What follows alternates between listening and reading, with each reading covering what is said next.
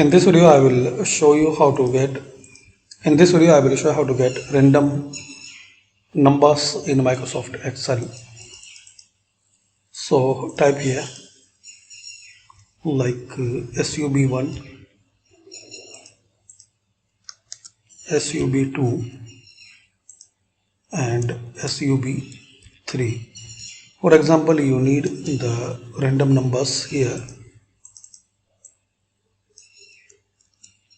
So just type here equal RAND and select rand between. Now you need from 1 to 99. So between the comma and press enter, you have a random number. Now just drag and drop like this and select the range.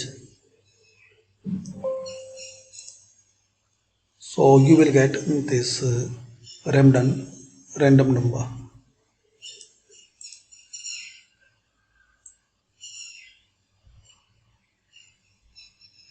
So thanks for watching guys, and comment this video useful for you.